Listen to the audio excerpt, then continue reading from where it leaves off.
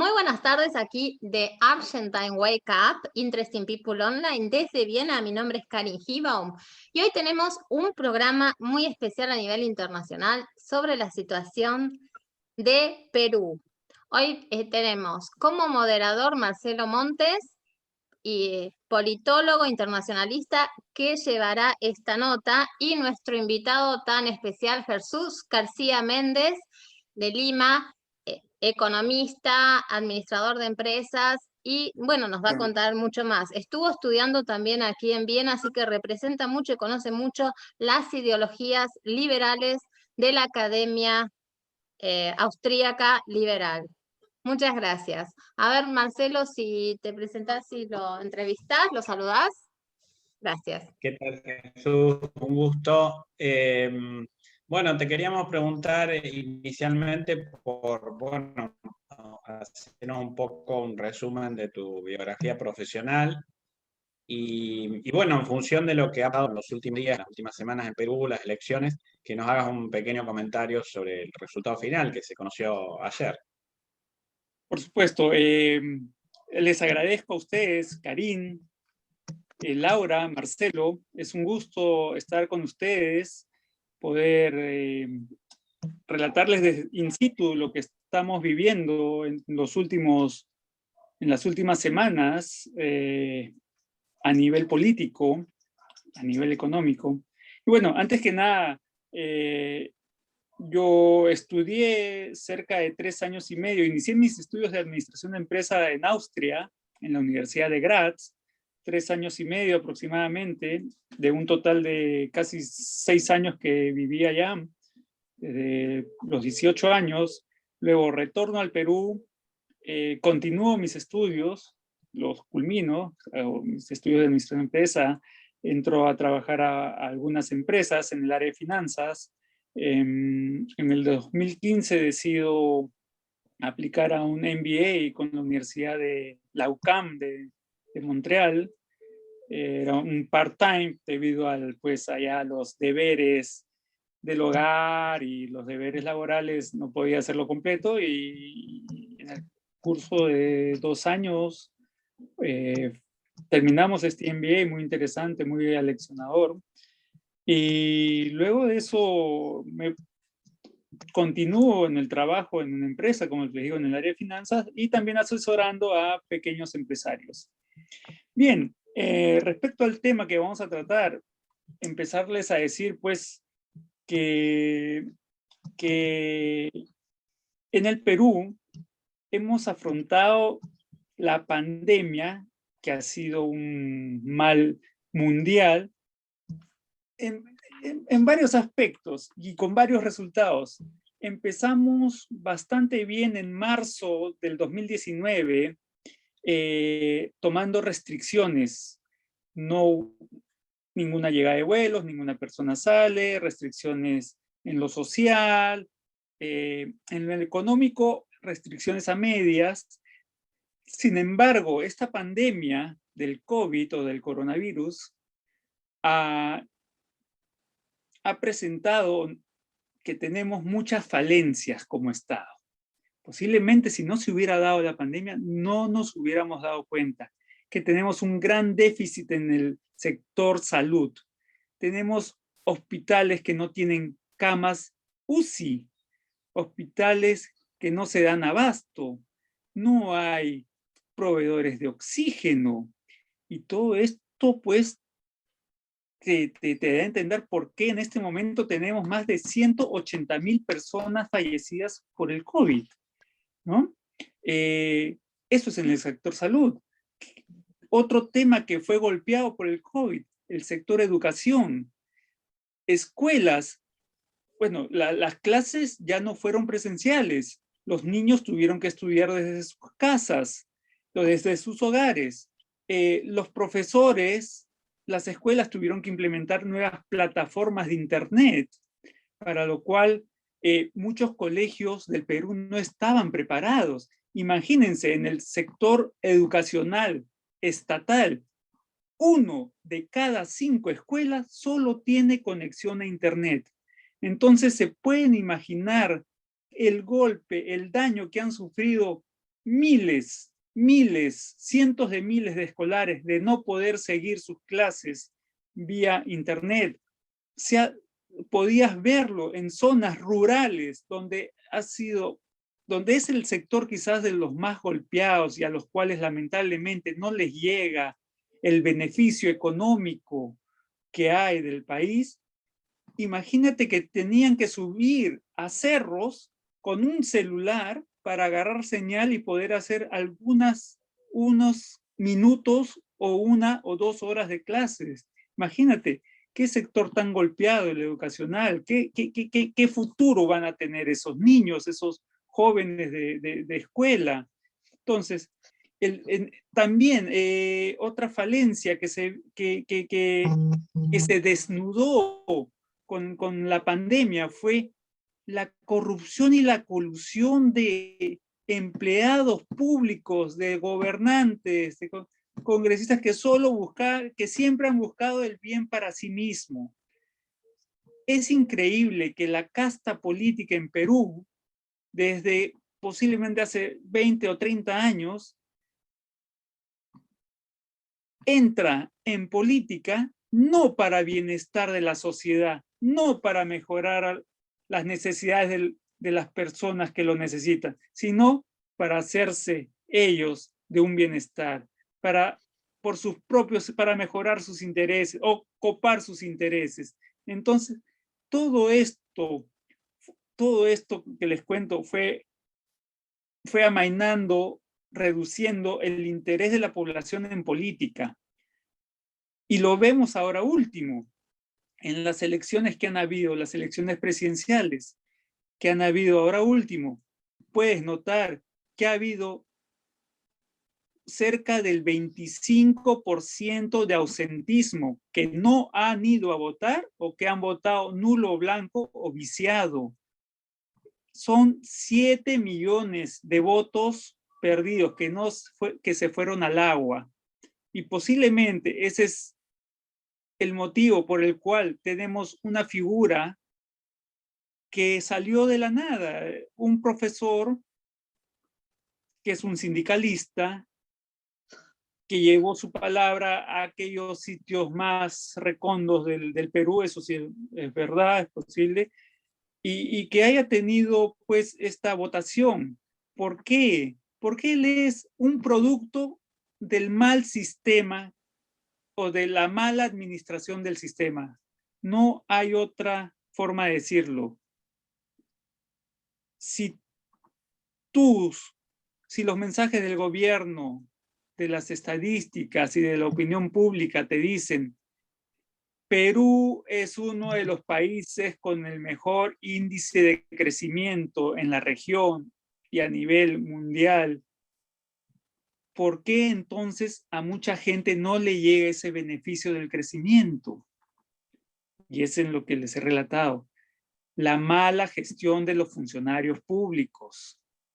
Funcionarios públicos que toman el poder, ya sea de una región, de una localidad, se coluden, hacen actividades corruptas, forman pequeños núcleos de bandas criminales, porque hasta sicarios contratan para enquistarse en el poder y beneficiarse ellos mismos de esta gestión, olvidándose de las personas quienes los eligieron para estos cargos.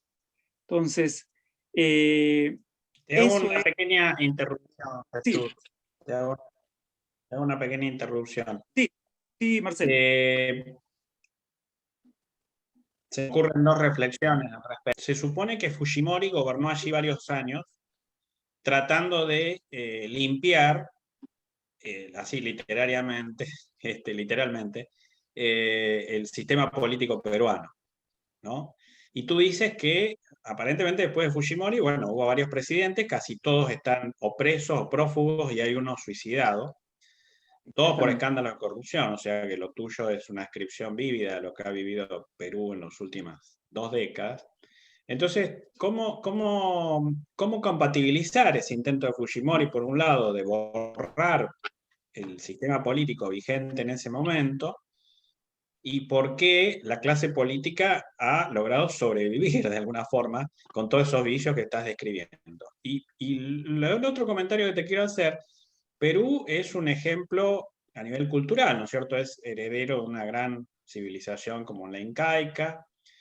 Yo he tenido contacto, he viajado bastante en los últimos 7 años a Perú, y la verdad me he quedado sorprendido, sobre todo en clase media alta, intelectuales, profesionales como vos. Bueno, vos te has formado en Austria, te has formado en Canadá, son países que para nuestra clase media argentina son bastante exóticos, digamos, ¿no?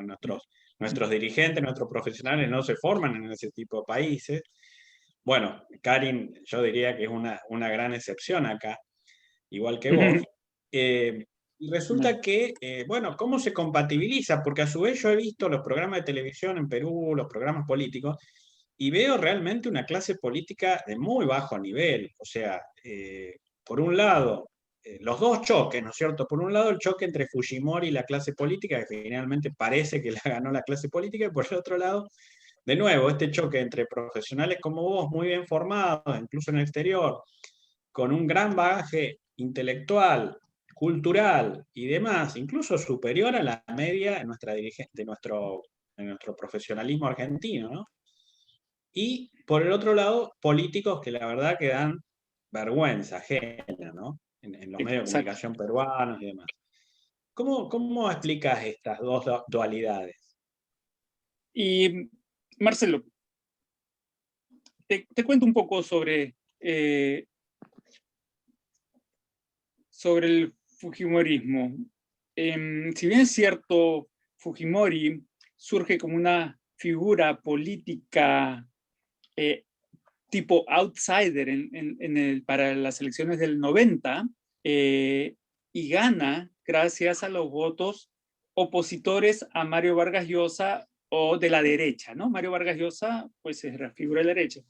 Es verdad, con Fujimori se abrió el ramillete de opciones y de oportunidades para muchas personas, ¿ya? Es más, Fujimori, cuando cierra el Congreso en un acto anticonstitucional, es un golpe, ¿no? El famoso golpe del 5 de abril de 1992, para que él no tenga tantos obstáculos y pueda, pues, realizar aquellas reformas que sí, es verdad, el Perú necesitaba muchas reformas saliendo del desastroso primer gobierno de Alan García. Entonces, imagínate, 75% de la población apoyó esa medida, 75% de la población aplaudió esa medida.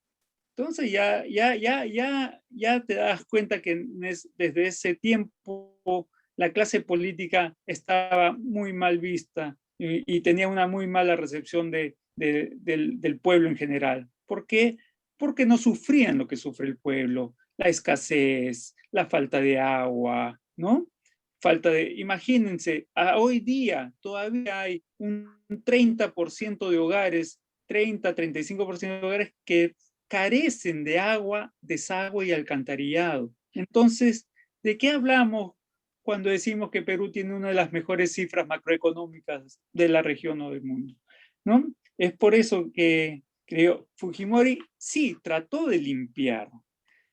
Le ganó la pulseada a los partidos políticos tradicionales, pero también empezó a hacer ciertas reformas que le permitieran a él enquistarse en el gobierno, quedarse en el gobierno, no solo por sus 5 años, por más tiempo. ¿Por qué? Porque también hubieron casos de mucha corrupción en el gobierno de Fujimori. Su asesor principal, Vladimiro Montesinos, un capitán destituido del ejército, me parece con sanción de traición, hasta con sanción de traición a la patria o algo así. Era el que movía todos los hilos y el que también jalaba mucho para su molino. Con Fujimori se empieza a dar la privatización de empresas estatales. Ustedes comprenderán, el peor administrador de una empresa es el Estado. Entonces empezaron a venderse empresas estatales como la compañía de teléfonos, la de electricidad, energía, puertos y muchas otras que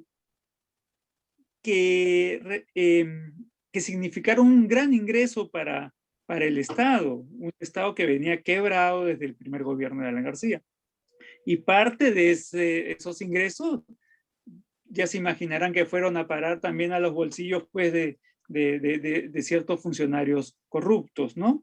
Entonces, si bien es cierto, Fujimori dio una nueva imagen de política, pero también empezó a surgir un nuevo tipo de político en Perú. ¿Y saben quiénes se empezaron a hacer políticos? Los empresarios. Los empresarios empezaron a entrar en política. Entonces, desde entonces es normal ver muchos empresarios en los congresos, gente que formó su empresa, que sí, gente que nació desde abajo, con el tiempo formó su empresa y que ingresaron en la política. Es por eso que también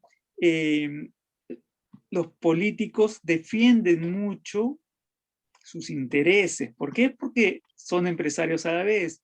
Yo no sé por qué tenemos en Perú la más alta cuota de Internet. Tenemos un servicio telefónico que también creo que es uno de los más caros en la región. Tenemos la gasolina es cara en Perú, no es como en otros lados. Todo el mundo que viene acá a Perú se sorprende por qué la gasolina cuesta $3.50 el galón, $3.50 el galón, creo que en otros países cuesta menos. Entonces, tú vas al Congreso y puedes identificar, este señor protege a tal, este otro protege a tales empresas, este protege a los bancos. ¿Por qué tenemos las tasas de interés más caras en el mercado bancario? Tenemos tasas hipotecarias, tasas, préstamos vehiculares que son altas a comparación de otros países. ¿Y por qué nunca se hizo algo por bajar? Yo mañana tengo que pagar $1,000 al banco y no los pago mañana jueves, los pago el viernes. No pago $1,000, pago $1,150 por un día. Son cosas que realmente a la persona de a pie, como yo, como compañeros que tengo, nos afecta mucho, ¿no? Eso es lo que más o menos trato de contestarte la pregunta de que Fujimori sí trató de limpiar al Perú de los políticos tradicionales, pero también a la vez empezó a surgir una nueva casta de políticos que no son tan limpios, ¿no? También me preguntaste sobre la clase... los profesionales y los intelectuales, ¿no? En un país que dio un Vargas Llosa, o bueno, tantos escritores, Claro. ¿por qué bueno, ahora me estás contestando, de alguna forma nos estás contestando, ¿no? Claro, son empresarios, los devenidos en políticos, y Exactamente. claro, no tienen un nivel educativo muy alto, y han ocupado el lugar que en todo caso le puede corresponder a los intelectuales, a los profesionales y demás. Y eso explica el nivel tan bajo de la política peruana, ¿no? Exactamente. También les quiero comentar que se han dado casos, ¿no? Nunca faltan, pues, personajes que quieren ingresar a la política, ya sea porque son actores, porque son conocidos de la farándula. Tuvimos una congresista que fue vedette, no lo hizo tan mal, sí, era quizás un personaje bastante ameno verla en política, ¿no? Luego de haberla visto en la televisión en tangas, ¿sí? Pero también se ha dado el caso de ver otro tipo como les dije, ¿no? Muchos que entran al Congreso para defender sus intereses, ya sea personales o grupales, ¿no? Y en ese sentido, Castillo, ¿qué representa? Tengo un... Exactamente. Castillo es un fenómeno, como les digo, ¿no? Es un fenómeno, es el hartazgo de la gente de creer en los políticos. Entonces, ¿qué sucede con Castillo? Castillo sale a la luz por una huelga de maestros el año 2017, paralizó el sistema educativo por muchas semanas, y es ahí donde él sale a la luz, ¿no? Un profesor sindicalista que lamentablemente está bien protestar, pero también hay maneras y formas, pero no puedes, para toda carrera en la vida, uno tiene que seguir capacitándose, uno tiene que ser evaluado para saber cómo vas, cómo puedes llegar, cómo puedes avanzar, cómo puedes mejorar, porque todo es mejorable, todo es perfectible, ¿no? Y él abogaba por aquellos maestros de que habían sido jalados en las pruebas de rendición, evaluación, y ahí vino su huelga que paralizó el sistema educativo en el país por varias semanas. ¿Y quiénes fueron los que se perjudicaron de esta medida? Pues los niños estudiantes, los muchachos de escuela. Ahora, él pertenece a una fracción que es el antisistema, ¿no? Este también Porque él había pertenecido al partido de Toledo, ¿no? En algún momento, pero sin tanta figuración, sin mucha figuración que digamos. O sea que él izquierda no es realmente. Él es un personaje un poco ecléctico, digamos. Exacto, Marcelo. Pero ¿quiénes están detrás de él? Él no es el dueño del partido. El dueño del partido es un señor de apellido Cerrón, un doctor que estudió en Cuba, que tiene ideas comunistas, es una persona que ha sido jefe de la región Junín, una región muy productiva en el centro del país, una región, mira, un poco para no sé si has visto a fondo cómo es un personaje de la región Junín. Para mí, te lo digo, un personaje de la región Junín es un tipo proactivo, es un tipo proempresa, es un tipo que sale adelante, es un tipo emprendedor, es un tipo que con el dinero que ganó se emborracha en las noches, es fiestero, hace sus fiestas, sus fiestas patronales, pero está en su pleno derecho el señor. El señor ha trabajado de lunes a sábado rompiéndose el lomo, generando, para que el día domingo pueda irse pues ¿no? A hacer a gozar de sus tradiciones. Ese es una verdadera persona de Junín. Yo estuve allá hace un par de años y sí se los dije a ellos. Ustedes son muy trabajadores, ustedes son un ejemplo para el Perú. Sí, señor, me decían, pero acá también se toma mucho, pero están en su derecho. Pues. Entonces, este señor Cerrón ha sido jefe regional de esta región y ha sido destituido por corrupción. Entonces, este es una de las personas con las cuales hay que estar atentos. Si bien es cierto, tiene una sentencia que no puede ejercer cargo público, no sabemos qué pueda pasar si definitivamente el partido Perú Libre es proclamado ganador después de que las actas impugnadas, observadas, sean revisadas por el ente electoral, ¿no? Todavía no sabemos a ciencia cierta cómo se va a definir esta situación, pero como tú lo dijiste, creo que ya es 99.99% que que es el ganador, ¿no? Así es. Así es. Bueno, y para ser un político, una persona, un funcionario público, como el mismo nombre lo dice, es un funcionario público, un servidor público. Su función, servir a la sociedad, servir a las personas, ¿no? Y por eso, en este último congreso, aunque no lo creas, ha entrado gente que a mi parecer no está mal que haya ingresado, por ejemplo, una señora que es barredora de la calle, ¿no? Trabaja para la municipalidad barriendo la calle, está en todo su derecho y pudo ganarse un voto o pudo ganar un escaño, ¿no? Por el cual te digo, lo bueno es que sepa asesorarse, lo bueno es que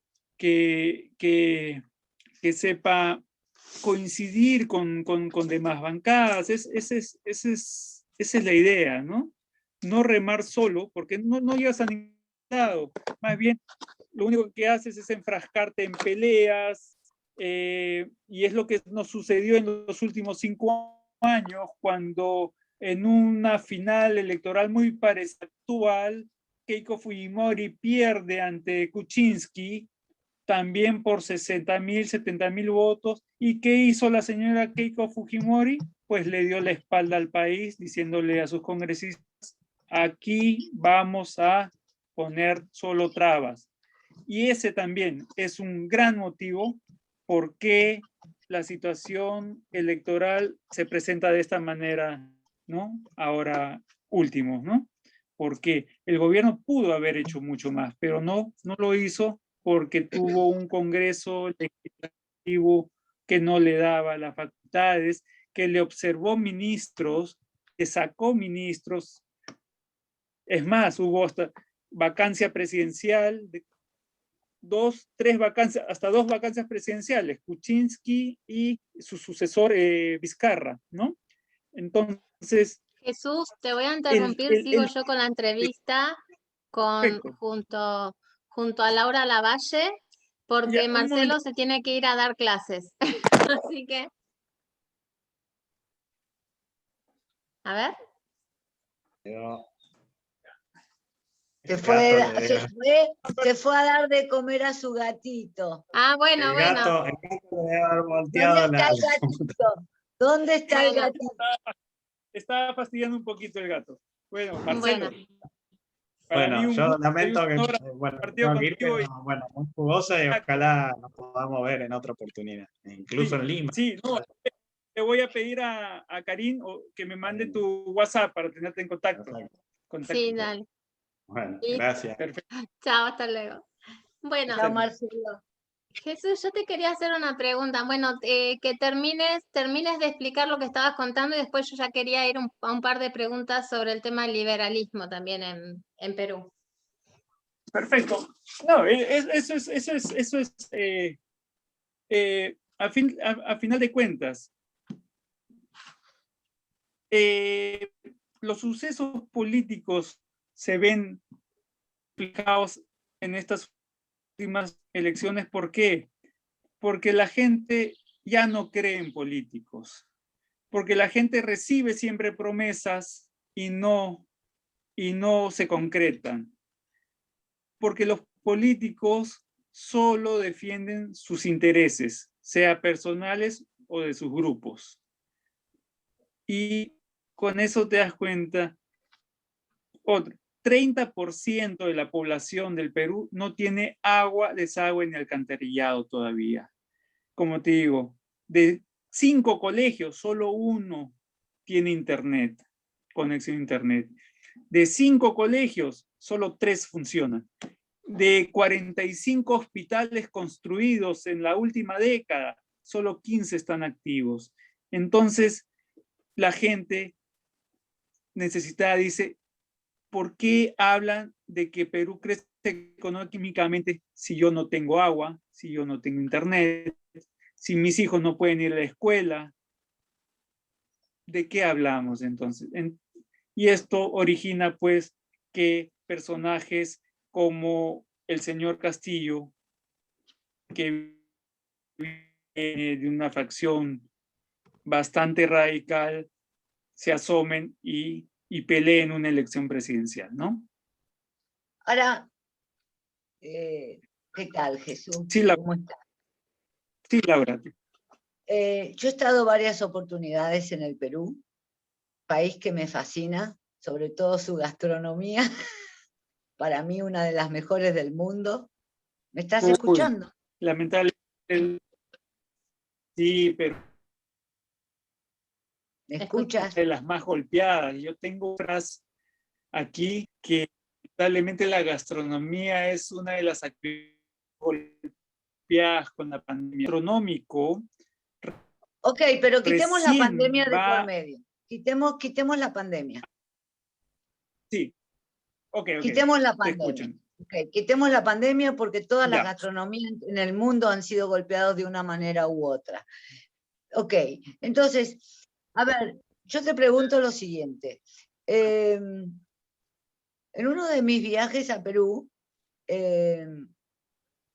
primero haciendo historia, y te digo que viví varios años en Venezuela, seguíamos ¿Ya? muy de cerca a Perú, primero por la inmigración, pero obviamente por el 1 a 1 venían todos para Argentina en la época de Menem, claro, por la convertibilidad. Pero bueno, yo no entiendo cómo esa sociedad no supo sopesar en esta elección, porque yo bien recuerdo, por ejemplo, 3 actitudes de Fujimori, que para mí fueron realmente impactantes y que fueron admiradas también. La primera, recuerdo la toma de la embajada del Japón. Luego, por manos de emiratistas. Exactamente. Luego, que fue un éxito, pero impresionante de la manera que se manejó esa situación, que tuvo en vilo a todo el país y a toda Latinoamérica, y por supuesto a Japón, durante más de una semana. Luego, creo que hubo un solo muerto y por un infarto, si mal no recuerdo. Sí, no, fue la toma fue un 18-20 de diciembre y recién los liberaron un 22 de abril. Fueron varios meses que espero. Tienes razón, o sea, no lo recuerdo, pero sí. lo resalto, cómo se pudieron manejar las negociaciones para que al final fuera un solo muerto, un solo fallecido, y creo que fue por un infarto, creo, no me acuerdo muy bien. Estaba y luego falleció, sí, exactamente, sí. Ok, exactamente. segunda medida de Fujimori, si no me equivoco, terminar con Sendero Luminoso. Sí. ¿Ok?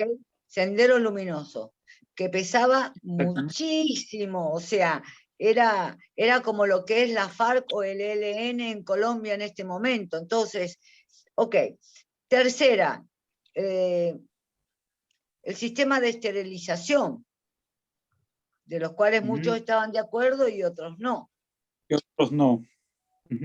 Y otros no. Sí, así es. Ok. En otro viaje a Perú, te digo esto por un lado, y en otro viaje a Perú tuve la suerte, el privilegio de poder compartir unos días junto a los suros en el lago Titicaca del lado peruano. Me llamó mucho la atención del lado peruano, sí, el lago Titicaca. Me llamó mucho la atención que en varias casas de Torora, ¿sí?, estaba la foto de Fujimori. ¿Y cuál fue mi pregunta? ¿Por qué tienen la foto? Porque en ese momento ya no estaba Fujimori, estaba preso. Y entonces me dice, espera, no, te digo lo que me respondían. Me dice, señora, ¿usted ve todos esos paneles solares que hay ahí? Los puso Fujimori. Y estamos hablando del sur del Perú, donde del sur del Perú, de la parte más paupérrima del Perú, o sea, el Puno, ¿okay? Y radical. Y radical, y además la parte de San Martín, en fin, ¿cómo no tuvieron memoria para sopesar tantos logros de Fujimori? Y entonces ahora viene la otra pregunta, remontándome al presente, que lo acabas de nombrar con el doctor Montes, que tenemos la figura, por un lado, de Aliaga, y por otro lado tenemos la figura de Cerrón. Obviamente que Cerrón le manejó la campaña a Castillo, no cabe ninguna duda. Bueno, buena Y por observación. otro lado está Aliaga, ¿ok? Que se adhiere a Keiko para que no gane Castillo, sin embargo tiene partido propio, creo que fue también, tuvo una candidatura a presidente, y en el futuro se va a presentar como alcalde de Lima, no lo sé. Pero independientemente de eso, ambos son dos empresarios millonarios y mueven diferentes hilos. Entonces, ahora voy. ¿Cómo el Perú, con el nivel cultural que tiene Perú, porque independientemente de la macroeconomía, de los números que vos hablabas, hay muchos países en Latinoamérica que están como el Perú, ¿ok? Por ejemplo, Paraguay, Bolivia, y sin embargo están con la misma desigualdad y pobreza. Entonces, esas cosas que son tan básicas, es como si hoy me dijeras de Colombia, erradicamos a la FARC y el ELN. ¿Cómo no sopesó en su momento como para que el resultado se dé vuelta? Es la pregunta que te estoy haciendo. Buenísimo, buenísimo lo que me hablas de Fujimori. Es cierto, el gobierno de Fujimori, los primeros 5 años, le dieron, le lavaron la cara al Perú, que dejó muy sucia, muy manchada Alan García. Los 5 primeros años de Fujimori fueron realmente muy buenos. Y si analizamos un poco más la realidad política, social, económica que se vivía en ese instante, Vargas Llosa también hubiera hecho. Vargas Llosa también proponía la reforma liberal de la economía, liberalizar la economía, vender empresas estatales que eran unos elefantes blancos. Sin embargo, creo yo que Vargas Llosa no hubiera sido tan efectivo en la lucha contra el terrorismo. No, por una cuestión de gestión. Por una cuestión de gestión, por una cuestión de ser más blanco, más fair con las cosas, porque si bien es cierto, a Sendero Luminoso se les ganó la guerra, pero también se le ganó la guerra a la mala, creándose grupos paramilitares y todo esto, ¿no? Totalmente. Es la única manera. Lamentablemente fue la única manera. En la guerra muere el enemigo y también mueren inocentes, ¿no? Muchas veces sucede eso, casi siempre. Entonces, fíjate, lo que tú me dices de haber visto cuadros de Fujimori en el interior del país es porque Fujimori, y lo hablamos siempre, fue, no sé si es hasta ahora el único, pero sí al menos el primer presidente en aquellos 180, 170 años de vida republicana, porque ahora ya estamos casi en los 200 años, que visitó la mayor parte del país, que llegó a más poblaciones que no son la costa del Perú, por eso se le recuerda. Y eso es verdad. Él es el primer presidente que llegó a los rincones más lejanos del país. Y eso tú lo puedes comprobar si yo te cuento que en la historia dice, y la estadística dice, que él gana la reelección en 1995 y estoy casi seguro que hubo el mínimo de fraude en esa elección. Estoy segurísimo que hubo el mínimo de fraude.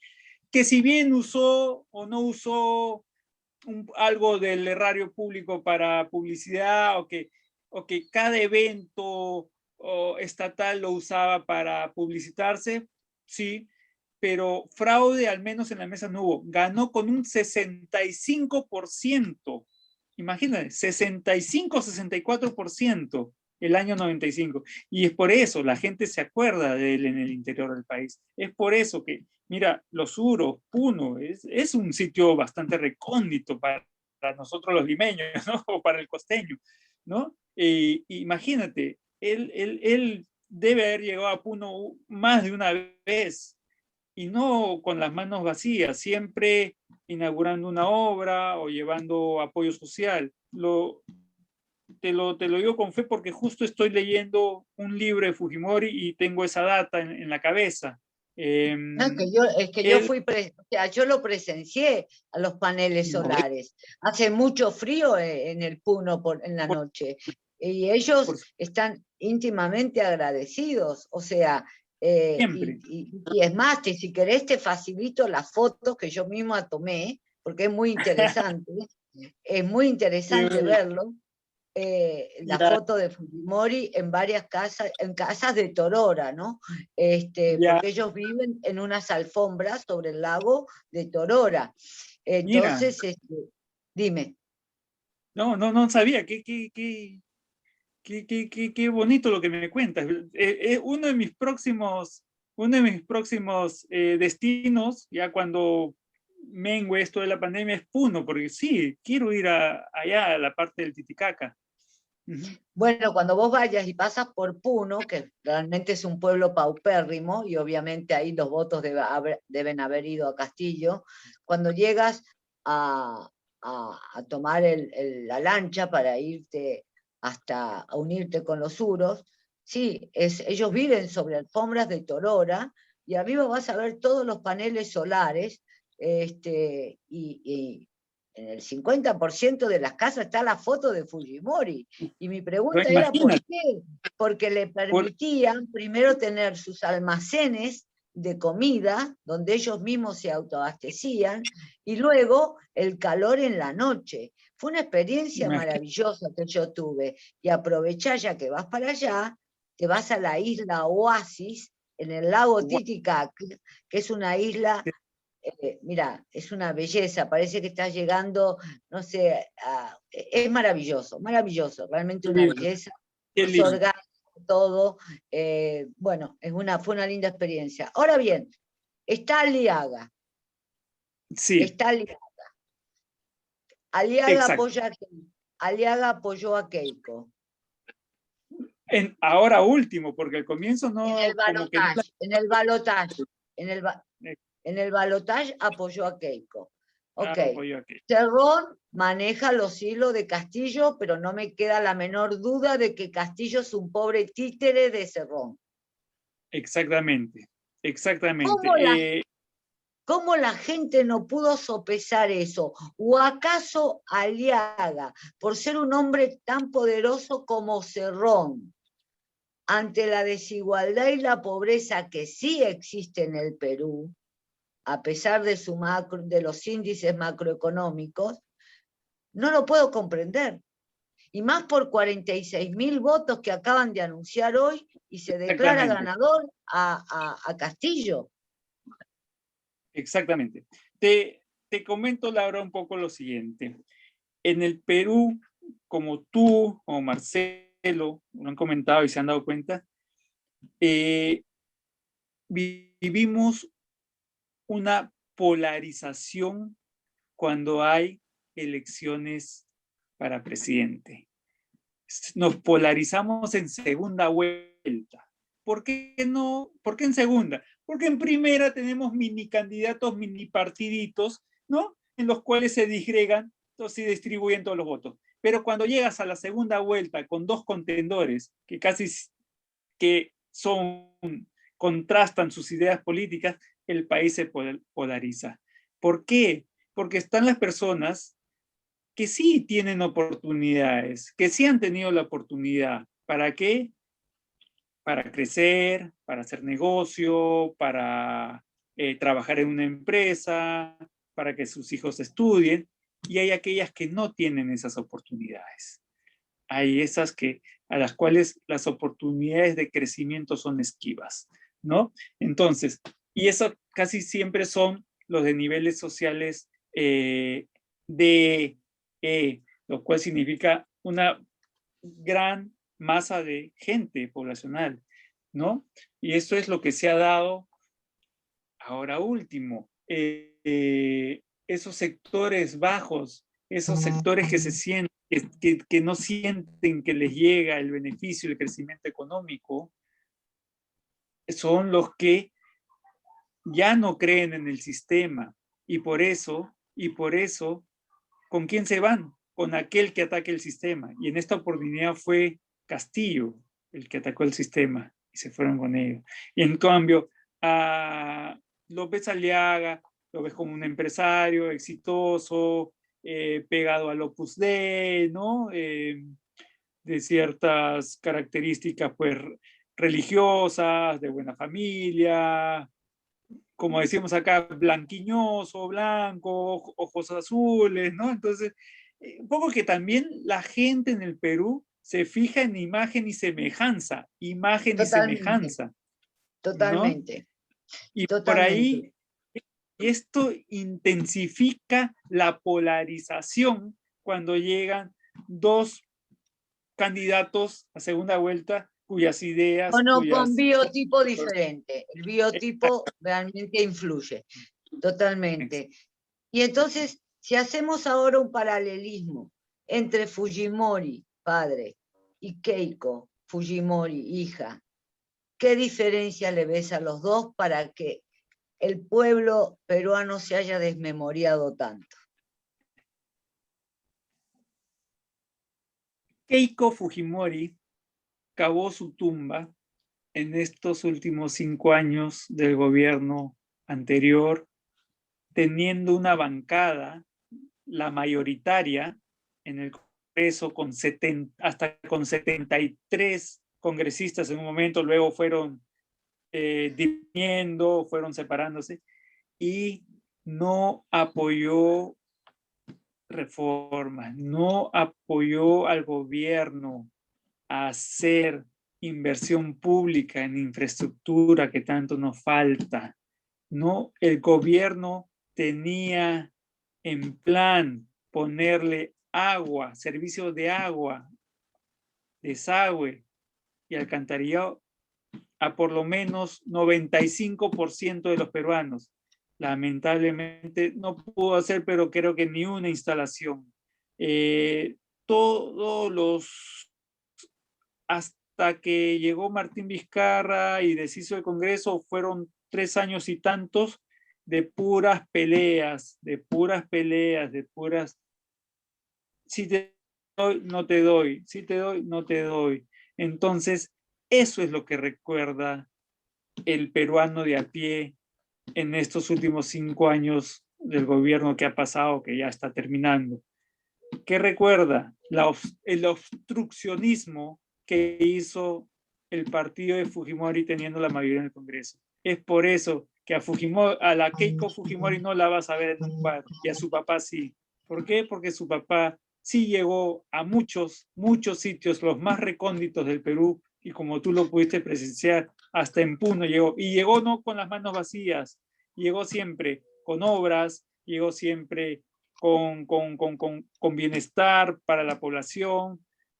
Y eso, pues, y como te dije, Fujimori, creo yo, estoy casi convencido que fue el primer presidente que recorrió el Perú. No, pero si te puedo dar 3 zonas. En el Puno, con los suros, que no es decir gente corriente ni gente de a pie, o sea, son los originarios. Entonces, imagínate, entonces son los con el retrato de Fujimori. Luego me voy a Trujillo y entonces el retrato de Fujimori. Luego me voy a San Martín, el retrato de Fujimori. Me voy a Ollantaytambo antes de irme a Machu Picchu y el retrato de Fujimori, padre. Entonces, ¿cómo puede ser que la hija, yo no sabía yo sabía que tenía mayoría del Congreso, pero no tanto, la verdad que ahí me sorprende que tuviera casi más del 70%. Sí, sí. Qué asesoría tan mala, ¿no? Y la última pregunta para ya dejar que Karin te pregunte sobre el tema que ustedes dominan muy bien, que es el liberalismo, aunque yo también me considero liberal. Qué bueno, Laura. ¿Crees que de alguna manera en los incidentes que hubo en Perú de vandalismo tuvo algo que ver la República Bolivariana, por llamarlo de alguna manera, o la dictadura de Maduro, o ese país que ya no es país? Qué lamentable. Mira, todo es posible en estos núcleos radicales o estos grupos radicalizados de izquierda. Yo creo que sí es posible que tengan muy fuertes vínculos con sus pares venezolanos, con sus pares bolivianos, con sus pares nicaragüenses, con sus pares de Argentina, ¿no? A mí me parece que sí, ellos creo que tienen una visión de a largo plazo. Y mira, tú hablaste de Sendero Luminoso hace un rato, y yo te diría, Sendero Luminoso cambió su estrategia de tener a sus líderes, sus principales líderes en las cárceles o muertos, ¿no? En combate, a empezar una batalla, pero ya no en el terreno de las armas, sino en el terreno de las instituciones. Tratar de copar instituciones con gente que pueda difundir esa ideología marxista, leninista, maoísta. Y lo encontraron en el SUTEP, que es el Sindicato Único de los Maestros o Profesores del Estado.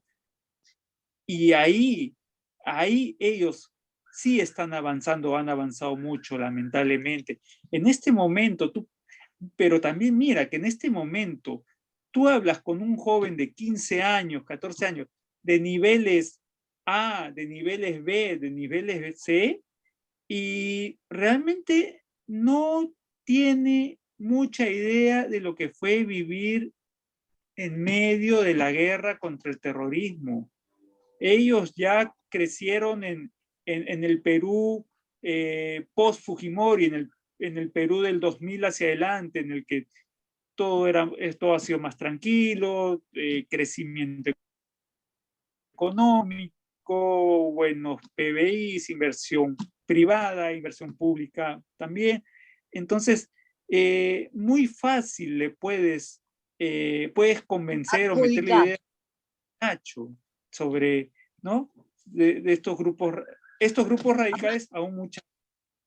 Aparte que se está dando en toda Latinoamérica. Fíjate tú que cuando un gobierno legítimamente elegido democráticamente comienza a tambalear, te das cuenta, ya te digo, en Chile porque subió un peso el subte, en Ecuador porque la gasolina subió, pero una cosa mínima.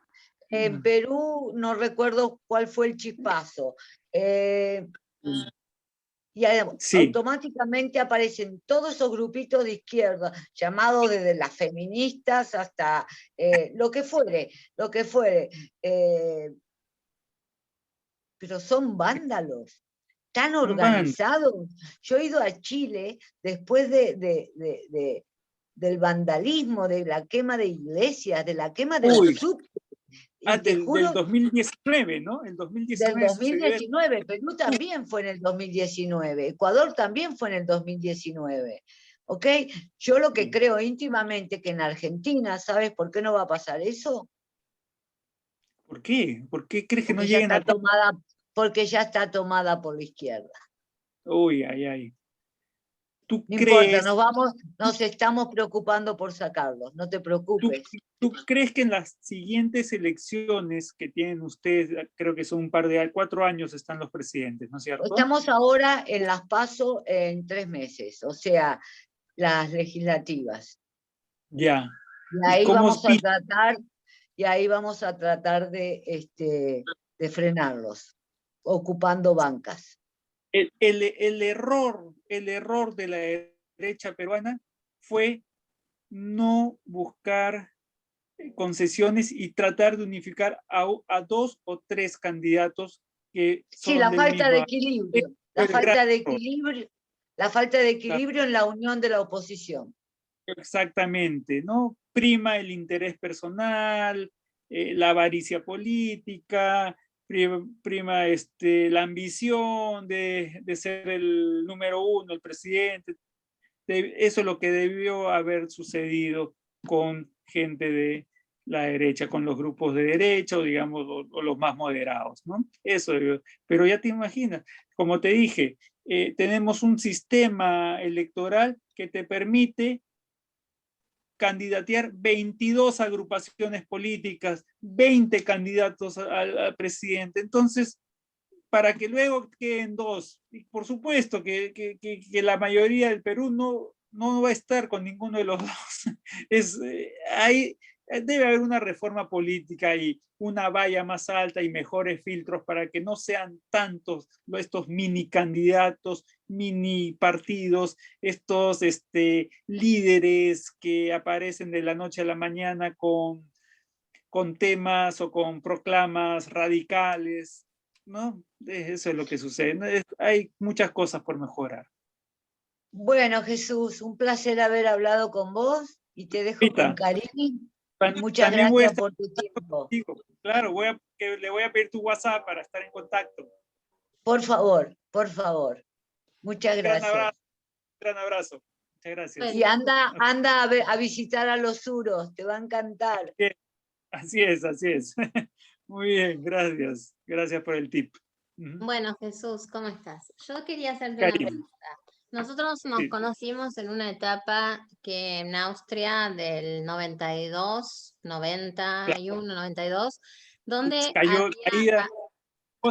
caía el muro de Berlín, ¿te acuerdas? Claro, que caía el muro de Berlín y tuvimos gran experiencia con los estudiantes que venían, ¿te acordás? De Eslovenia, Croacia, también tuvimos la experiencia con chilenos que venían, no sé si te acordás, que no me acuerdo cuál era la etapa de Chile que estaba afectada, pero teníamos, tuvimos una gran experiencia que vimos cómo también nos abrieron las puertas en la Universidad Austríaca desde ya en una educación liberal. Exacto. Cuando conocimos, yo lo que quería ir es porque tanto tu país nos están escuchando desde Perú, desde Argentina, vivimos, donde yo todavía vivo, en un país donde se aplicaba una política social, ¿no? Democrática, republicana, social, no popular, pero sí donde el Estado cumple una gran función en lo que es el cuidar la propiedad privada, el cuidar la educación, el cuidar la familia, el cuidar a los empresarios, porque vos viste que tenemos las cámaras de comercio, como la Wirtschaftskammer, como la Cámara de los Trabajadores, el sindicato, que hay un solo sindicato con cada representación partidaria y representación, digamos, de gremios, digamos, tenemos los metales, los gastronómicos, pero todo en un mismo sindicato con esos representantes, y al haber un choque de una toma de decisiones, así sea una subida de sueldos, una nueva imposición de horarios. ¿Te acordás que antes estaban a la tarde todos los negocios cerrados en Europa? En Austria, y hubo esa gran reforma, ¿cómo puede ser con la vida de familia y ahora hay que hacer ese cambio de horarios? Y hubo cuando entraron a la Unión Europea, ¿no? Hubo un choque de cambios. Entonces, ¿qué pasó? El sindicato, la Cámara de Trabajo, el Ministerio de Trabajo y la Cámara de Comercio, que era la Wirtschaftskammer, y la de Industriales, acordate, el Industriellen Vereinigung, se unieron entre sí hicieron un acuerdo, se presentó en el Parlamento y ahí hubo un acuerdo. Así es como siguió todos los años, seguí viviendo la política en Austria. Vos mismo viviste mi entrada en la política austríaca con el Freiheitlichen, con el Partido Liberal, ¿te acordás? Con Jörg Haider, que vinieron, me tomaron de la mano, vos dijiste cómo puede ser, y yo seguí mi carrera política acá, en este país. Muy bien, te felicito. Gracias. Entonces, ¿qué sucedió? Siempre viste cómo fue. Son distintos partidos, tenemos 4 partidos que siempre están al frente, que tenemos el SPÖ, que es el socialista popular, tenemos el Grünen, que es el único red de izquierda, que son los ecologistas, tenemos el EVP, que antes era el partido negro y ahora es el partido turquís, que son los conservadores de centro derecha, serían, pero muy populistas, ¿no? Y después tenemos el SPÖ, que es siempre el Freiheitliche, que sería ultraderecha, pero con política económica liberal, y tenemos los neos. Los neos serían como son los liberales, los libertarios conocidos en América Latina. Hoy están todos en el gobierno, ¿sí? En oposición, sí. Pero fíjate cómo es posible, inclusive en un país donde tenemos la izquierda, el centro derecha, la ultraderecha, cómo es posible que se pueda gobernar y siempre manteniendo la política económica liberal. ¿Sí?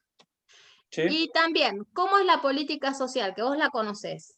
Yo te brindo una ayuda, pero te pido a cambio un Leistung. Leistung quiere decir, ¿cómo era en español un Leistung? Una aportación. Una aportación, un servicio. O sea, vos recibís una ayuda, pero en ese periodo tenés que brindar un servicio al Estado, tenés que capacitarte y a su vez hacer práctica. Entonces es un dar, un recibir. Es siempre pensando en la productividad. Exactamente.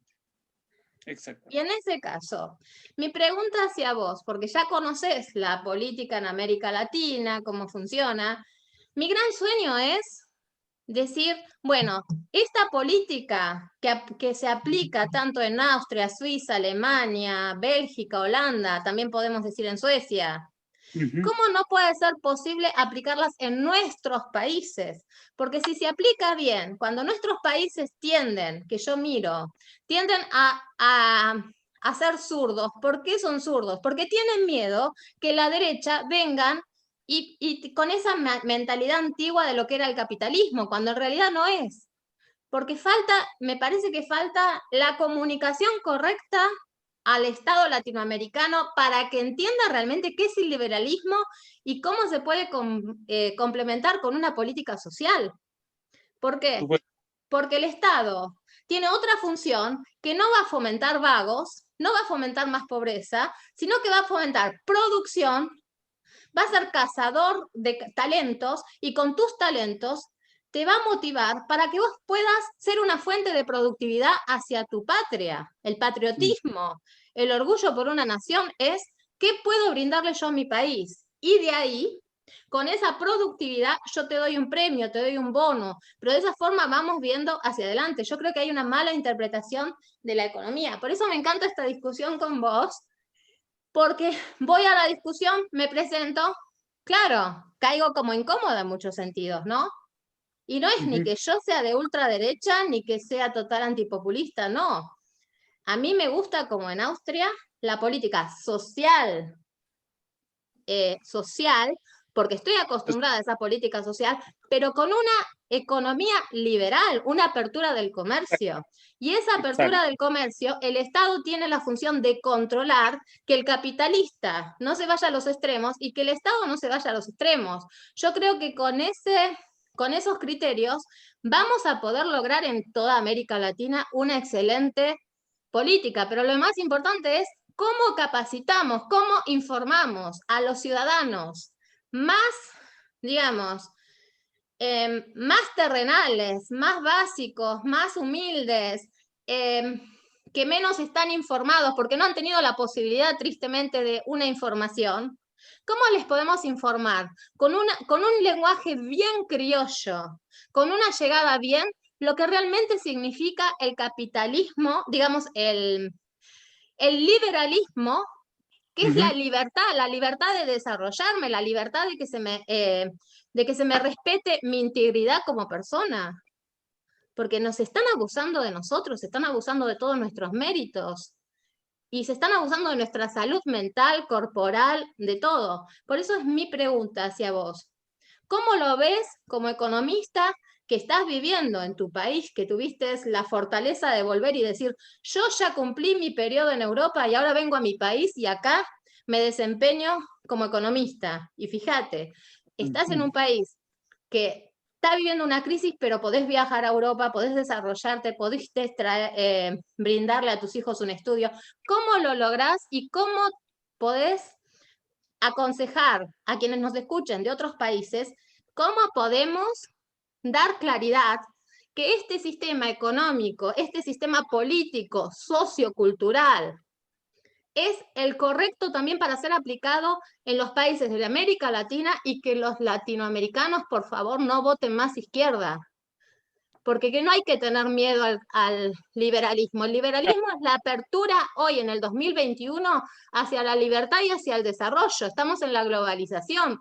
Si no nos globalizamos, si no nos mezclamos en las distintas culturas, hacemos la apertura en la economía y en la educación, nos vamos a terminar matando y acabando con nuestras naciones y con nuestra libertad. Nos van a comer. Así es, Karin. Te paso la palabra. Viste, yo sigo emocional, como siempre. Vos ya me conociste así. Me da gusto, después de tanto tiempo, después de tantos años. Pero sigo siendo la misma, ¿viste? Bueno, a ver, y volvemos a conversar. Bueno, sí. Recordemos un poco, cuando nosotros hemos llegado a Europa, recién había caído el muro de Berlín. ¿Y qué significaba la caída del muro de Berlín? Significaba que el sistema que se había aplicado en esos países había caducado, había fallado, había terminado. Es decir, no daba para más. Un sistema controlador, un sistema autoritario y cerrado, que sucumbió a su propia, digamos, filosofía, ¿no?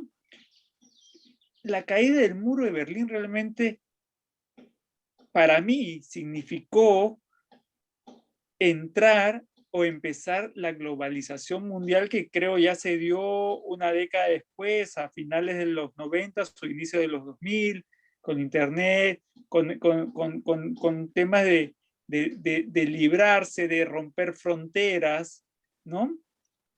Entonces, claro, lo que tú dices es muy bien, está bien, el Estado debe servir para controlar, pero no para cerrar la economía. Es decir, se ha visto y ves en el mundo, tenemos claros ejemplos de cómo funcionan las economías cerradas, los gobiernos autoritarios, comunistas, que quieren perpetuarse en el poder. Tenemos claros ejemplos. Cuba, tenemos el ejemplo de Bolivia. Nicaragua, Venezuela. Venezuela. Honduras, yo no sé qué va a pasar con Honduras. Tenemos el ejemplo de Corea del Norte. Yo no sé por qué los coreanos se quieren ir de Corea del Norte, por algo debe ser. Entonces, son claros ejemplos, felizmente no son muchos, pero son claros ejemplos de que en esos sitios no hay avance económico, no hay avance para la persona, la persona no evoluciona, ni socialmente, ni económicamente. No se le permite, se le restringe todo lo que una persona puede hacer para salir adelante, para mejorar su estatus de vida, para mejorar sus niveles económicos, no solo la de esta persona, sino la de su familia. Y con eso, si mejora la de la familia, mejora la de la sociedad, y si mejora la sociedad, mejora el país. Eso es lo que sucede. Y a eso hay que tenerle temor. A eso hay que decirle no. Está muy bien un gobierno o un Estado liberal que deje hacer, que ponga las pautas, que controle que no haya exabruptos en un sistema liberal. Para eso está bien el gobierno, esa es la función del gobierno, mas no cerrar. No puede cerrar un sistema, no puede cerrar una economía, no puede cerrar una población, una sociedad. ¿Ya? Eso es lo que se ha vivido en... ¿Por qué digo eso? Porque en el Perú hemos salido de una debacle económica muy fuerte de los años 80, de los años 70, con dictaduras, con visos comunistas, reformas agrarias mal hechas, donde le quitabas miles de hectáreas a los propietarios, se los dabas a los campesinos. ¿Y cómo? Era populismo puro. Se lo dabas al campesino y el campesino no sabía qué hacer con esa tierra. ¿Por qué? Porque no estaba capacitado, porque no tenía conocimiento, porque no tenía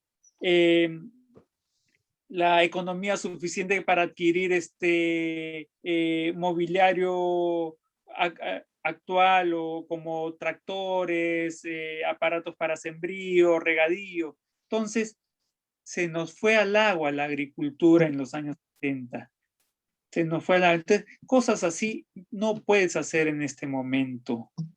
¿Por qué?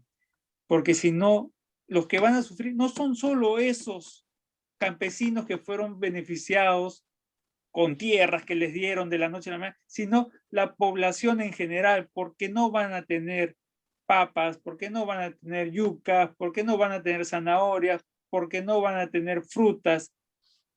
Y eso es lamentable, ¿no? Eso sería lamentable para una sociedad, ¿no? No puede haber ese tipo de medidas en gobiernos actuales. Ya el mundo está abierto a todo, a todas las oportunidades. Es solamente incidir en que estos crecimientos económicos de todos los países sí lleguen a los sitios más recónditos de sus respectivos territorios, a las personas más alejadas del país, que puedan tener un nivel de oportunidad igual que el que lo tiene en la costa o en la capital. Eso va a ser permisible en una economía abierta, con control del Estado, cuando el Estado ponga bien las pautas. Esa es la labor del Estado.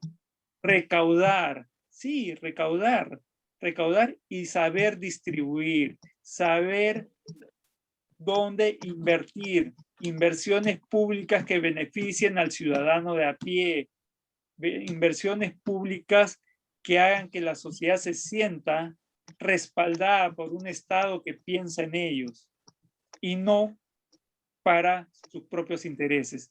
Eso hay que tener mucho cuidado. El Estado no le puedes dar ya mucho poder, porque también hemos visto los índices de corrupción, de colusión. Sí. No le puedes dar mucho poder a un Estado.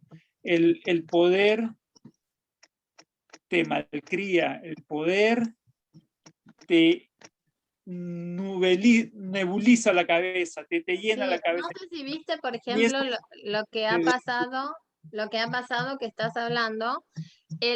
Vamos a nombrar un banco, Raiffeisen Landesbank, era un cooperative bank, un banco cooperativo, el Raiffeisen. Antes era netamente del Estado, después se armó en un banco corporativo donde el Estado tiene el 30% de las acciones y el 70% está dividido en 4 países diferentes. Pertenece a Suiza, un 20%, un 25% pertenece a Holanda y el resto a Estados Unidos. Es decir, como hacen esos action funds, que no sé cómo se dicen en español. Bolsas de... Claro, compran entre bolsas, pero tienen un 70% en las bolsas y un 30% lo ponen a capital estable con un porcentaje estable. Porque vos sabés, la mentalidad de acá es, como es conservadora, liberal, van a un porcentaje a lo seguro y otro porcentaje a que lo tiran a la bolsa. A lo variable. Entonces, de esa forma es como se mantiene la política económica. Lo mismo pasa con las jubilaciones. ¿no? A mí me dieron la opción, yo el 30% de mi jubilación lo mandé a la bolsa, ¿no? Y el 70% me lo dejo con una jubilación estable que me van aumentando de acuerdo al índice anual de inflación, que acá es 0,5%, 1% como mucho, ¿no? Qué lindo. Entonces, claro, pero ¿qué sucede? Es otra forma, y esta forma a vos te da una seguridad también como ser humano de saber que yo sé que mi plata no la voy a perder, porque lo que Exacto. tenés, que tirás a la bolsa, también tenés un contraseguro, que ese seguro te aporta que no vas a tener pérdidas. Quizá tenés un 1% de pérdidas un año, pero al año siguiente, si tenés el 3%, tenés ya la ganancia del 2%, ¿no? Es decir, la pérdida de uno, pero le sumás los dos. No sé si va siendo claro la comparación. Entonces, ¿qué pasa? Hay mucha está todo blanqueado en ese sentido. Vos tenés la libertad de la opción en todo ese sentido. También hoy tenés la posibilidad, trabajás para una multinacional que puede estar la casa central en Bélgica, vos podés elegir dónde va a ser tu contrato. Si va a ser en la misma Austria o vas a recibir el contrato de Bélgica porque la casa matriz está en un país. Claro, Y claro. Y yo no sé cómo lo vas a ver y ya después te dejo porque es muy largo lo que estamos hablando y podemos tener en algún momento un segundo Zoom con otro tema. Mi pregunta hacia vos, ¿cómo ves esa posibilidad en América Latina? Si vos trabajás en una multinacional, pero viviendo en tu país, si realmente vas a poder tener el contrato del otro país, ¿cómo es el área impositiva? A ver, que yo sepa, porque trabajo con personas también de otros países, he tenido jefe de Argentina, últimamente tengo un jefe de la zona de los vinos, ¿cómo se llama la zona de los vinos? Mendoza. De Mendoza, muy buenísimo, Sí. muy bueno, Federico. Y él más un poco que me comentaba, ¿no? Que aquí en Perú le parece que la estructura que hay para formar un fondo de pensiones es un poco más liberal que Argentina y tienen un poco más conservador. Aquí tú puedes, si tú decides, puedes mandar hasta el 100%, casi el 90% de ese fondo que tú estás creando para tu jubilación o tu pensión a la bolsa. Y Claro. aquí, ojo que hemos tenido muy buenos años de bolsa, la década del 2000 y hasta ahora, lo que nos ayuda mucho son los precios de los commodities. Mira que el oro está a más de $2,000 la onza, el cobre, somos el Claro, segundo ustedes tienen más productor de estabilidad cobre. que Argentina. No Somos hay el segundo productor de cobre.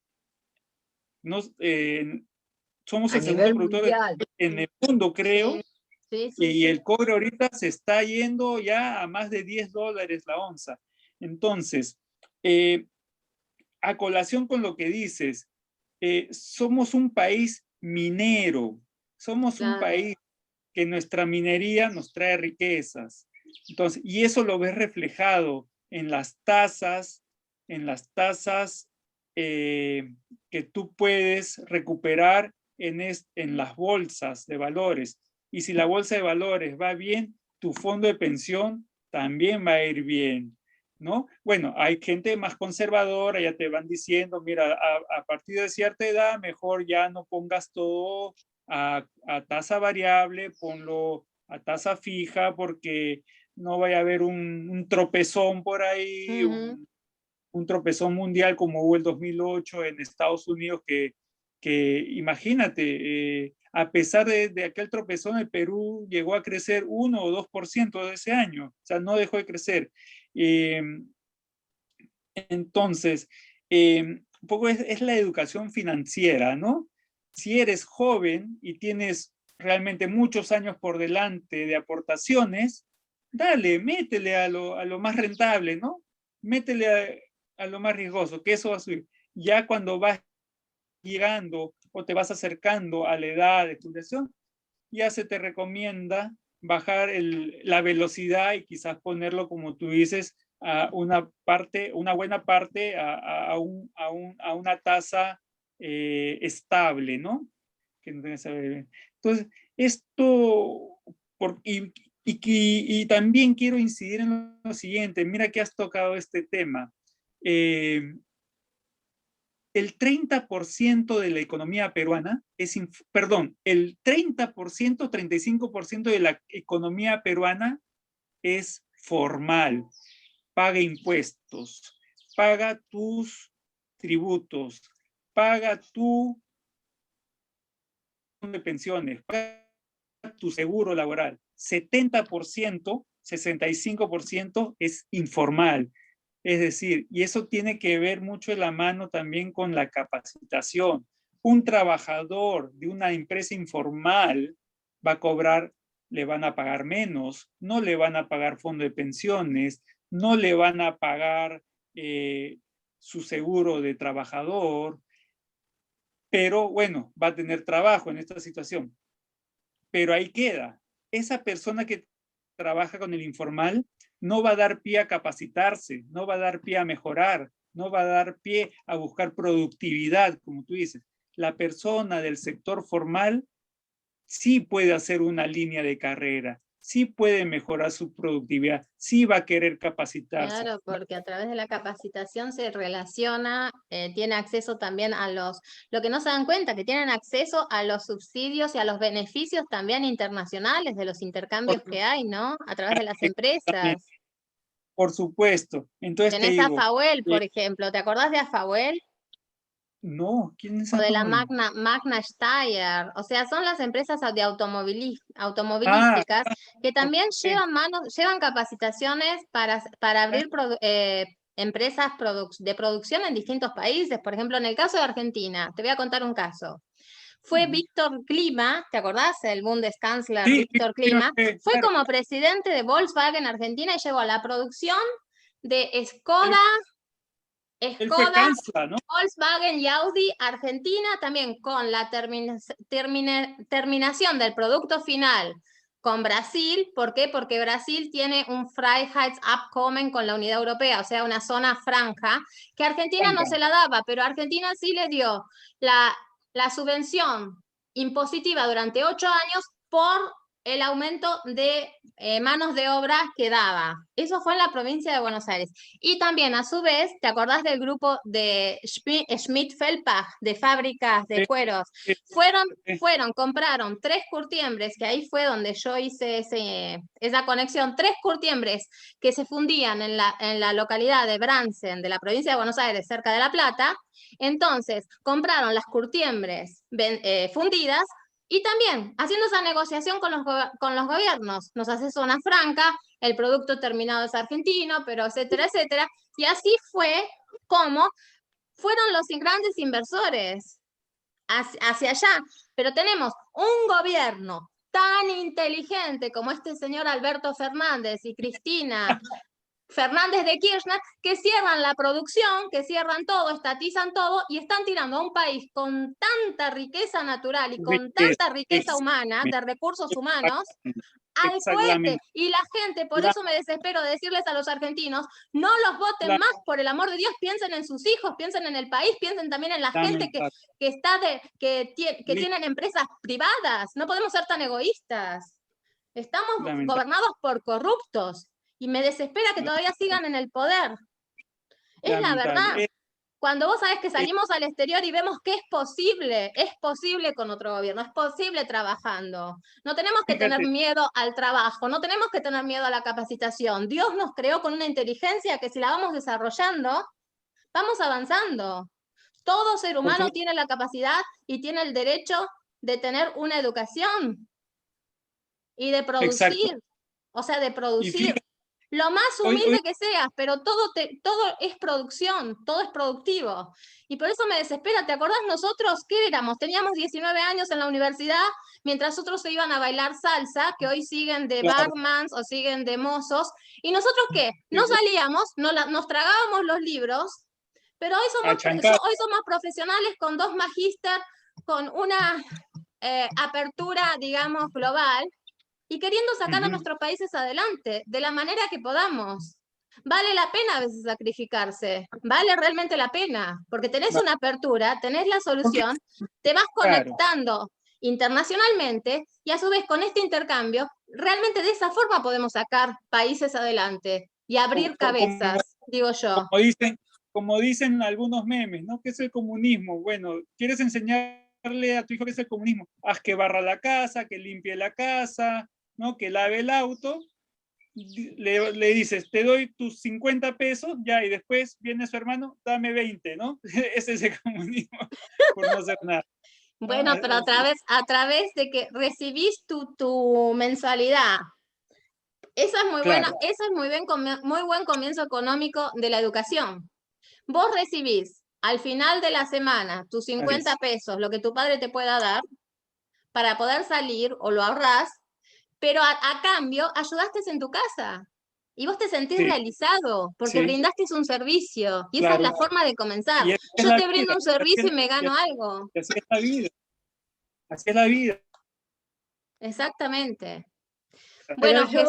permíteme, Karin, yo creo que aquí los comunicadores tienen una gran responsabilidad de bajarse un poquito al nivel de ese 50, 60, 70% de la población que no está en capacidad de comprender el mensaje. Tal cual. Y ahí necesitamos una gran dosis de humildad, y le va a pasar a Chile, a Perú, a Colombia, a Argentina obviamente está pasando por eso.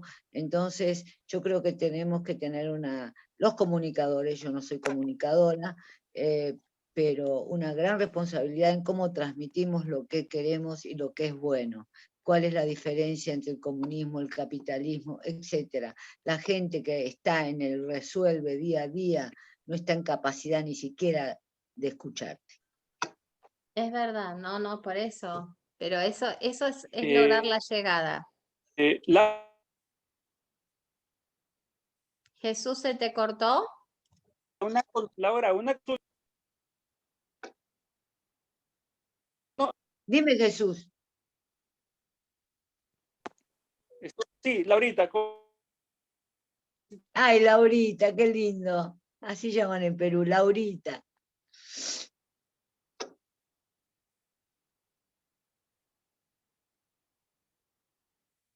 Desmuteate, Jesús, desmuteate. Desmuteate. Ya, listo. Ya.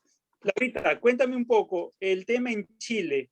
¿Por qué este virus? ¿Por qué han virado tan drásticamente de ser un país que siempre lo conocimos, te acuerdas, de derecha, porque fue el legado de Pinochet y porque funcionó muy bien y dejó una sociedad, un país ejemplo para toda Latinoamérica en temas económicos, ¿no es cierto? Temas económicos, un país disciplinado, ordenado. Y ahora, ¿qué ha sucedido? ¿Por qué está virando tanto Chile hacia el otro lado? Bueno, a ver, Jesús, yo no soy chilena, viajo mucho a Chile 3 o 4 veces al año, tengo gente en Chile de diferentes extractos, inclusive familia, alguno que otro político, pero yo creo que, recordemos que hace 30 años atrás, Chile era un país paupérrimo, ¿ok? Y cuando fue tendiéndose a la apertura de mercado, fue creciendo y mucho. De hecho, era el modelo en América Latina. ¿Qué sucedió? Creo yo, desde mi punto de vista. Se fue. Se le ha quedado sin batería, quizás. Ahí volvió. Es un amor.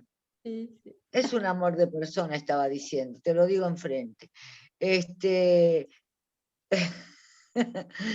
¿Me escuchas?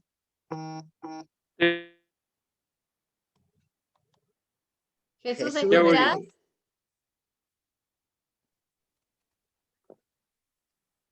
Bueno, creo No, creo que hay problema de conexión y ya Tengo un estamos pequeño pasando. problema con... Sí, bueno, Jesús, vamos a seguir por un segundo programa, ¿te parece? La semana que viene hacemos una segunda parte de Perú. Bueno, me tomo el atributo de Escribile. decir que sí, me tomo el Perfecto, atributo de... claro que sí, justo. Bueno, así que la semana que viene seguimos con una segunda parte de cómo llegar a la gente, a toda la gente, para informarles qué es realmente el socialismo combinado con un liberalismo. ¿Cómo puedo quitarme esos miedos de votar una Ajá. nueva ideología liberal y cómo se beneficia todo ser, desde el ser más Todo ser. humilde Exactamente. hasta el ser más capitalista, como quieran decir, que es el beneficio para todos? Vamos a tener a Jesús, y si Jesús o el doctor Montes nos consigue también un sociólogo que también lo explique desde la sociología, así que vamos a tener la interpretación desde la economía, la politología y la sociología. ¿Por qué nos beneficia el liberalismo como ideología combinada con un socialismo no populista en América Latina? Nos vemos la próxima semana. Muchas Y gracias a todos. con un real lenguaje inclusivo. Exactamente. Gracias. Hasta luego.